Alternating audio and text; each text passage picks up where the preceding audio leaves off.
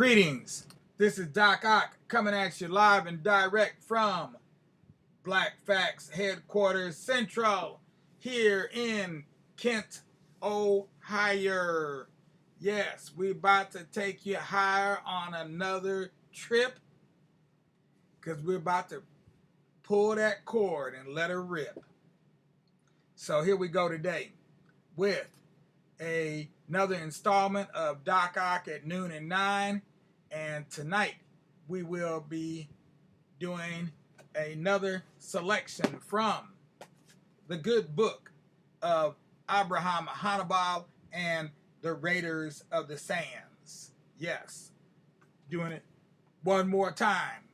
In the meanwhile, before we get started, let's go ahead and, if you haven't done it already, give us a like on Facebook. If you're not on Facebook, if you're looking at us on YouTube, then go ahead and give us a thumbs up. And last but not least, let your friends and your family know who we are, what we do, what we are standing for right here on point every single day. So, proverb for tonight is a half loaf is better than no bread at all. A half loaf is better than no bread at all. And there we go. And that's a proverb from, it must be from Zululand. Yep, Zululand proverb. There we go. Now let's see where we're at in our good book here. See where we left off at. What was the last thing we read? Yes. Chapter 16, home again. Home again, home again, home again, all. Home again, home again. Home again makes us grin. Home again, home again. We're here with our friends. Home again, home again. Can we go home again? Okay. All right. The next month passed in a kind of mad nightmare. It turned out that Dr. Poncet, who had come to Ethiopia from Egypt, along the Nile, was going back the other way, up the Red Sea from the seaport of Massawa. On his way north to Massawa, he would be passing right through Abraham's home in Debarwa. But he wasn't ready to go yet. The horses and the elephant and the other noble children still hadn't been arranged. And a man called Murad, who was going to be the emperor's special messenger to King Louis, wasn't ready either. Abraham and his father had the same idea. They begged the emperor that Abraham should go ahead with his father and wait for Poncet in Debarwa, since that way he would be able to spend longer at home before the final farewell. And so Fares, the lord of the sea, his son, his warriors, his mules, his donkeys, and his donkey drivers all made their way back down the mountains, across the terrible river, through the Queen of Sheba's country with its church of Our Lady of Zion and the mysterious obelisks, and across the long plain with the nightmare peaks, and so back home to Debarwa. Abraham's brothers were brought back from their mountaintop, their punishment over, and life continued on the surface quite as normal. But Abraham and Laia had a secret. As soon as he told her the news, she said quietly but very firmly, "I'm coming with you. I'll ask the Frankish doctor as soon as he arrives. But what about mother and father? How can you leave them? I've got a choice and I've made it. You know what I feel. If you want to do something badly enough and don't give up, you'll do it in the end." Nimrod knew their secret too, of course. He had recognized Abraham even after 8 months or so, and it was quite a shock when this powerful young beast leaped up to greet him by licking his face. He wasn't nearly full grown yet, but he certainly wasn't just a cuddly little bundle of golden fur anymore. The evening after Laia told Abraham of her decision, he sat down in the half dark of the courtyard next to Nimrod, put his arm around his shoulders, and rubbed him under his chin the way he loved.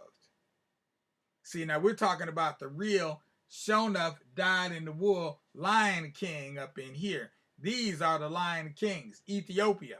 That's the place. We're going to leave you, Nimrod, he whispered. Laia and I are going to leave you. We have to go to a cold land far away, and we can't take you with us. Don't think badly of us, Nimrod. We won't forget you ever. You're the best lion in the world. Mother will look after you, I promise. And Nimrod nuzzled Abraham's chin and growled back at him, but gently. If Laia's secret plan was some consolation, the attitude of his two least favorite stepbrothers drove him wild. But as usual, there was no one he dared tell except Laia and Nimrod. Whenever they had the chance, it was, "You must feel honored to be selected for such an important mission, Abraham," or "Are you feeling excited yet? The Frankish doctor will be here soon." In fact, Dr. Poncet didn't arrive till the middle of July with the 9 other children, 5 girls and 4 boys, after an especially tricky journey through the rains. The poor young elephant had died on the way, and Murad, the emperor's special messenger, was still coming with the horses. Laia lost no time. "Let's go and ask the doctor now." Poncet beamed cheerfully as Abraham explained their request to him. "Why not? 1 girl more in our group of 10. Why not? It's better than you should have your loved ones with you and be happy. You got to be happy." But then Poncet blew the whole plan. He mentioned it to Fares. The 2 children were called in front of his throne.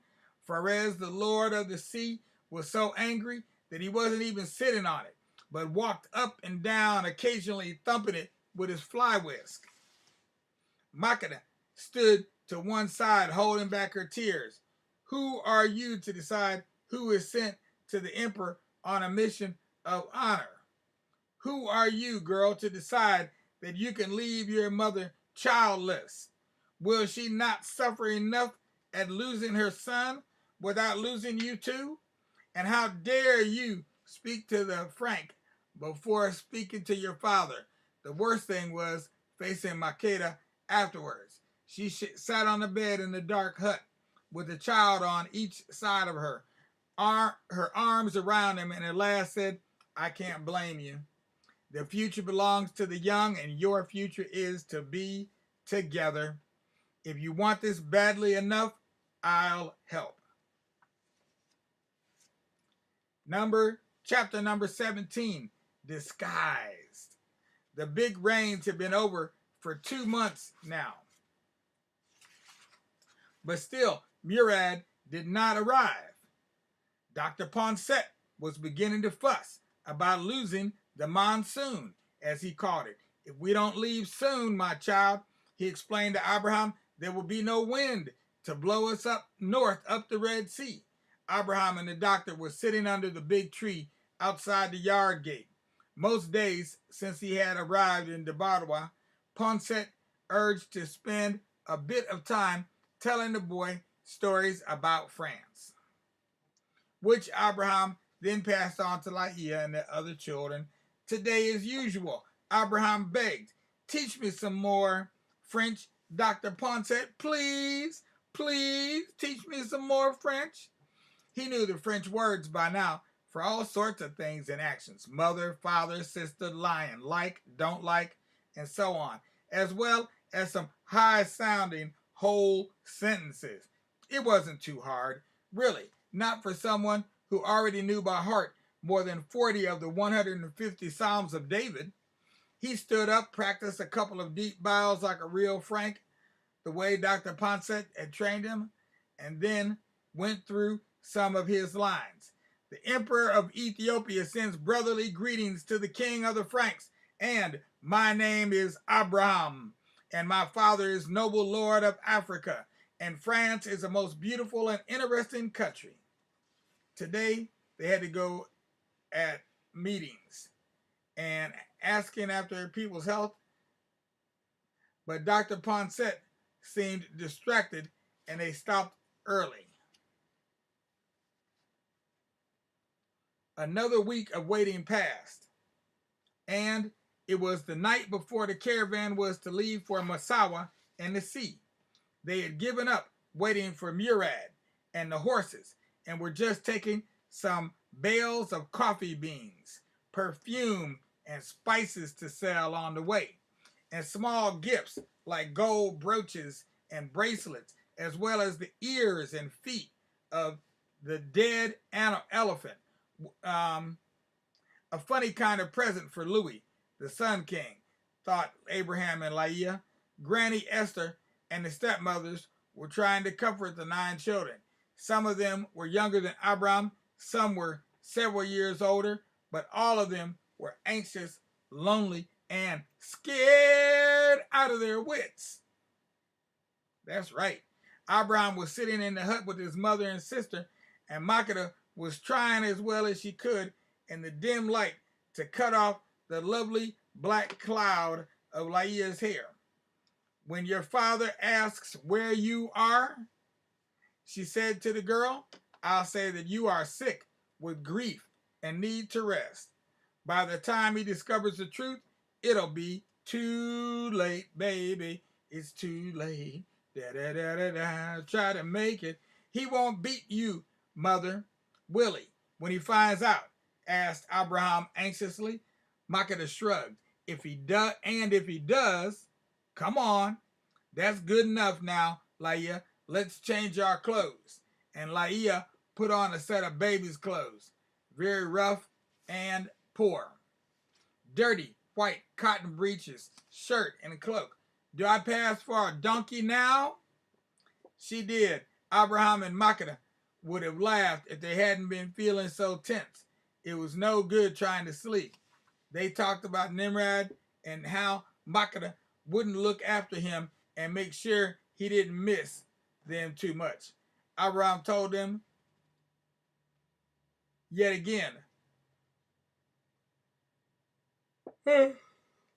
Dr. Poncet's stories of France and the Sun King, and they talked about how one day they would come back to Dibawa, grown up and full of knowledge of the world.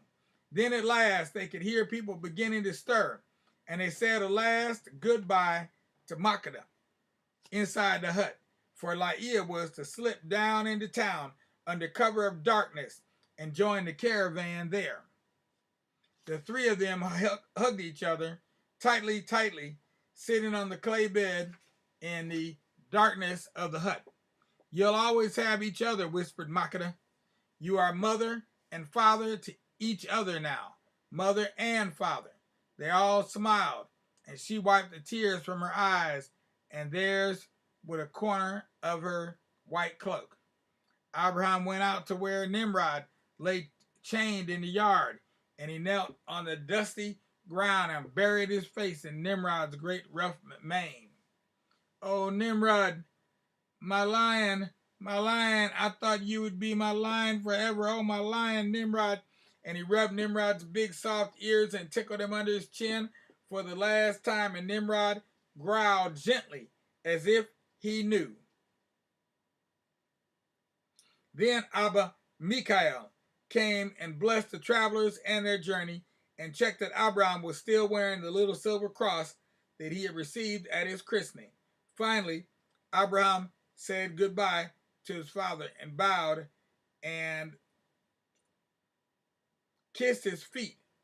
His father raised him up, rested his hands on the boy's shoulders, and said quietly, Remember, Abraham, our emperor's words. Show the king of the Franks that the youth of Ethiopia is the best in the world for courage, wisdom, and high breeding. Show him. But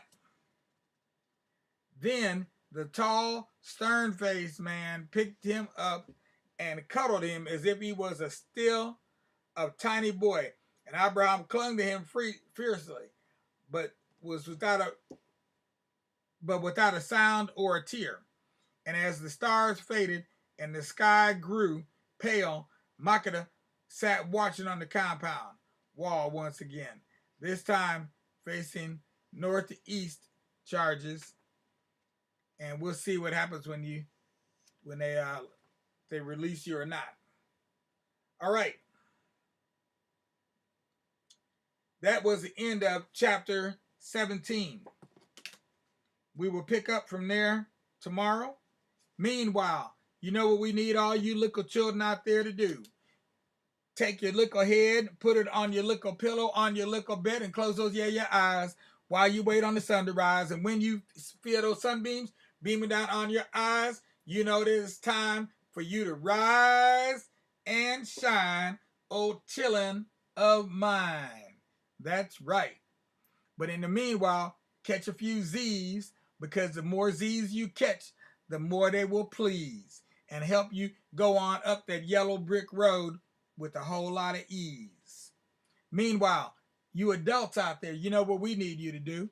Number one, if you're watching on Facebook, give us a like. If you're watching on YouTube, give us a thumbs up. And then go ahead and subscribe right below. There's a big old red button down there. Subscribe to the Tubular Black Facts channel. If you would do those 3 things for us, that would be much appreciated. In the meanwhile, Doc Ock is signing out. Peace with justice, because anything less disgusts us, and we don't like being disgusted, even though we don't mind being discussed. So discuss all you want, just don't be disgusting. And let's give a shout out to Esther Owens over here. We see you over there, Esther. How you doing this evening? Hope you like the show, because we're logging out. Peace out without a doubt.